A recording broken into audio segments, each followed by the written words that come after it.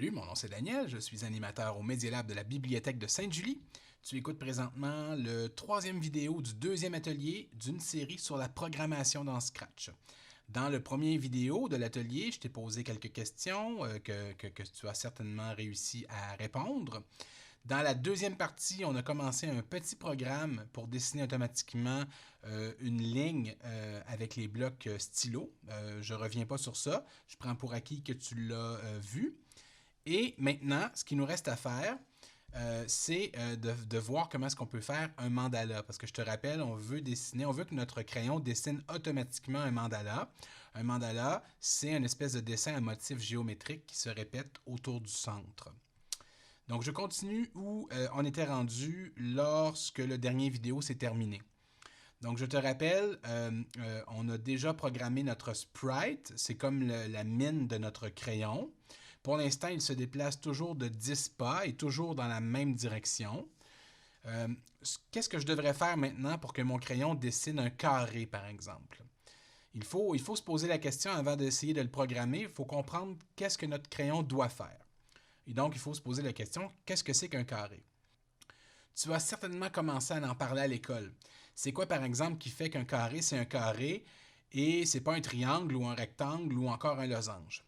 Je t'entends me dire que c'est facile, n'est-ce pas? Parce qu'un carré, c'est un quadrilatère, donc ça a 4 sommets. Mais contrairement au rectangle, ces 4 côtés sont égaux.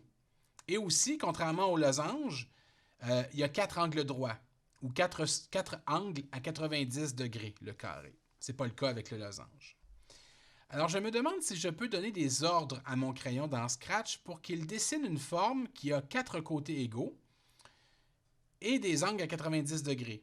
4 sommets, 4 côtés égaux et 4 angles à 90 degrés. C'est ce que notre crayon devrait faire pour dessiner un carré.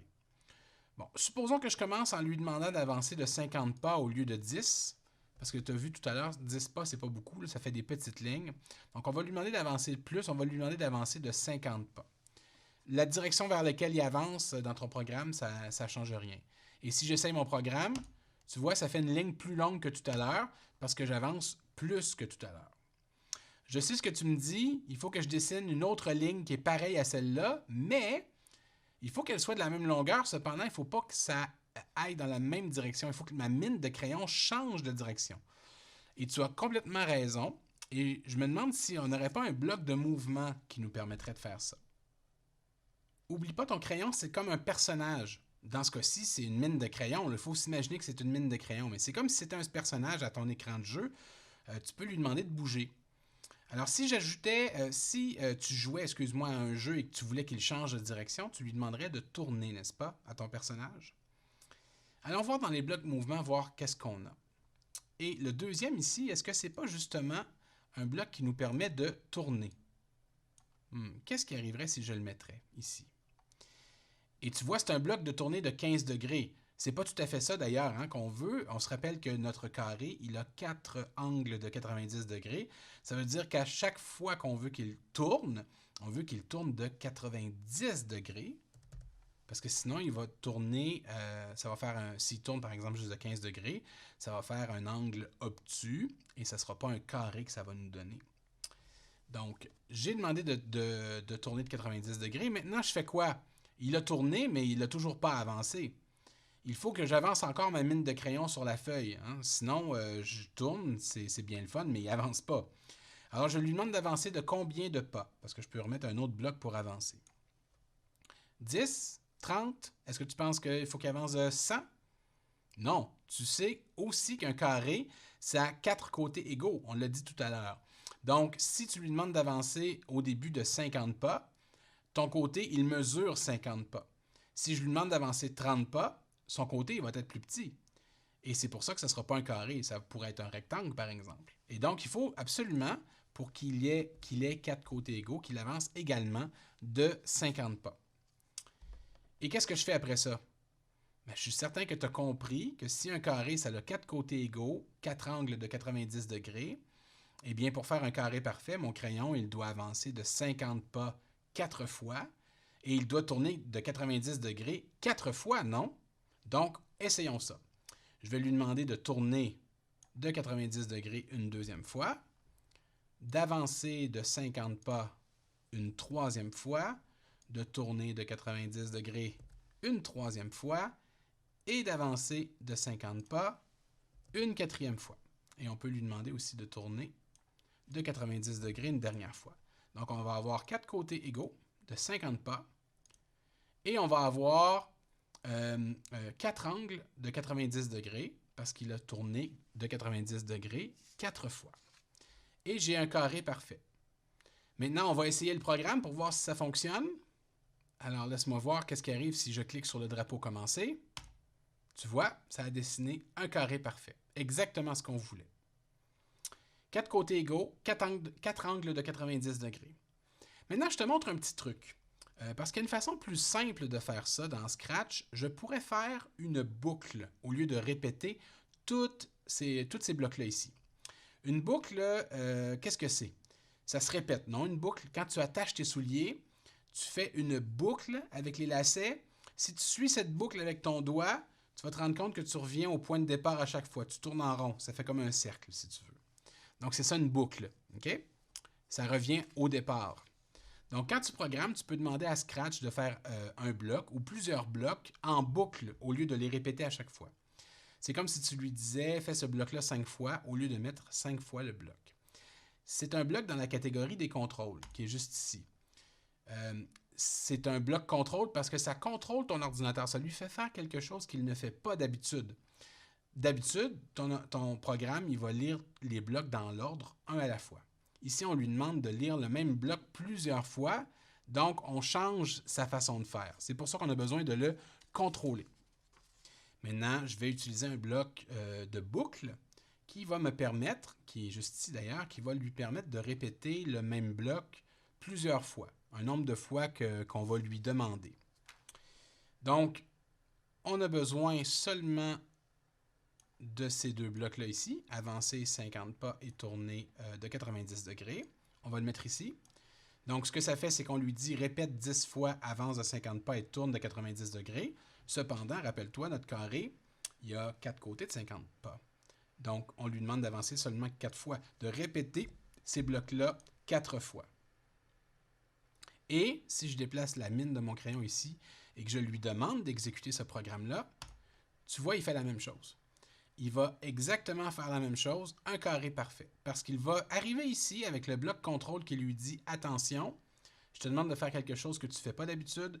Répète 4 fois ces deux blocs-là. » Donc, il vient ici, il lit « Avance de 50 pas, tourne de 90 degrés. » 1. Avance de 50 pas, tourne de 90 degrés. 2. 3 et 4. Et ensuite, il arrête. OK, la dernière chose qu'il nous reste à faire pour faire le mandala en tant que tel, c'est demander à notre programme de répéter le carré plusieurs fois. Mais, je ne veux pas qu'il dessine à la même place. Ça ne servira à rien. Parce que d'ailleurs, si on essaie notre programme et qu'on le fait plusieurs fois, tu vois, il dessine toujours dans la même place, ça ne fait rien de particulier. Si je pense à ce que je viens de dire, j'ai dit le mot répéter. Je veux qu'il répète le carré plusieurs fois. Donc ça, je pense qu'on a déjà appris comment faire. Il y a des blocs de répétition, des boucles. Mais je veux qu'après chaque carré, il fasse une petite rotation autour du centre pour qu'il dessine un nouveau carré. Pas par-dessus, mais en angle avec le premier. Donc, on a besoin aussi d'un bloc qui va faire une rotation. Répéter, je pense que ça me semble assez clair qu'on a besoin d'un bloc de répéter. Mettons qu'on utilise le bloc répéter pour toujours, indéfiniment. C'est une boucle. Et je te montre quelque chose de bizarre. On peut mettre une boucle dans une boucle.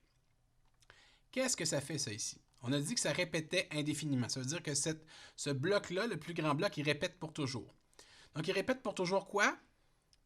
4 fois avancer de 50 pas et de tourner de 90 degrés. Rappelle-toi, ça ici, c'est ce que ça fait. 4 fois. 1 fois, 2 fois, 3 fois, 4 fois, pour toujours. Et pour preuve que c'est pour toujours, c'est que si je démarre mon programme, tu le vois, il tourne comme ça à l'infini. Il n'arrêtera jamais parce qu'on lui a demandé de répéter indéfiniment 4 fois, avance de 50 pas et tourne de 90 degrés. Pour que tu le vois bien, là, comme ça ici. Parfait. Donc, comment je fais pour lui demander de dessiner un carré, mais pas à la même place? Qu'il dessine des carrés à l'infini, comme il fait actuellement. Donc, 4 fois 4 côtés de 50 pas. répéter indéfiniment, mais je veux qu'il tourne avant de continuer, après chaque fois qu'il a dessiné un carré. Comment est-ce que je pourrais faire ça? Qu'est-ce qui arriverait si tu penses à ça comme il faut, si je lui demandais, après avoir dessiné le premier carré, donc le premier carré, il est ici, après avoir dessiné le premier carré, si je lui demandais de tourner un peu, comme ça, seulement de 15 degrés, qu'est-ce que tu penses qui arriverait si je faisais ça? Pour que tu comprennes, je vais enlever le bloc indéfiniment pour tout de suite. Puis je vais simplement lui demander de faire ça ici, comme ça. Donc, fais 4 fois 4 côtés de 50 pas, tourne de 90 degrés, et à la fin, tourne de 15 degrés. Je le fais une fois. Sauf que qu'est-ce qui arrive si je répète une autre fois? Rappelle-toi qu'il a tourné de 15 degrés en terminant. Donc, il n'est pas dans la même direction, il a tourné. Tu vois, il a tourné, il se rappelle qu'il a tourné. Si je le fais une autre fois, comme ça. Donc, ce qu'il fait, c'est qu'il va faire son carré, mais avant de terminer, il va se tourner de 15 degrés. Ce qui fait que quand tu vas partir ton programme une deuxième fois, il ne va pas partir dans la même direction parce qu'il a tourné en terminant. Maintenant, je te laisse deviner qu'est-ce qui arrive si je ramène ma boucle infinie, qui est juste ici, et que je mets mon carré et mon petit tourné 15 degrés dedans. Regarde bien qu'est-ce qui arrive dans ce temps-là. Eh bien, il va faire exactement ce qu'on lui a demandé, n'est-ce pas? Il va dessiner des carrés à l'infini, mais avant de dessiner le prochain carré, il va tourner de 15 degrés. Et donc, il va partir dans une direction différente. Parfait, donc on a terminé ce programme. Tu as vu comment utiliser une boucle au lieu de rajouter plein de blocs pareils. Et on a aussi vu qu'on pouvait même mettre une boucle dans une boucle. C'est l'heure du défi. Comme à l'habitude, la solution va se trouver à la suite du générique. Tu observes attentivement mon programme et tu essaies de voir si tu peux faire la même chose. Cette fois-ci, tu vas avoir besoin, pour répliquer le programme, de te rappeler ce qu'on a fait dans le premier atelier. Parce que c'est un genre de mélange entre le dessin que je viens de t'apprendre et le premier atelier. Donc, si tu observes attentivement, tu n'auras pas de difficulté. Je te montre le programme. J'arrête celui-ci. Je viens ici. Alors, voilà mon écran. Et qu'est-ce qui arrive quand je clique sur le drapeau? Il me pose une question. Veux-tu avancer de 10 ou de 50 pas? Alors, j'écris, supposons, 50. Et comme tu vois, il a avancé de 50. Qu'est-ce qui arrive si je lui dis d'avancer de 10? Eh bien, il avance seulement de 10.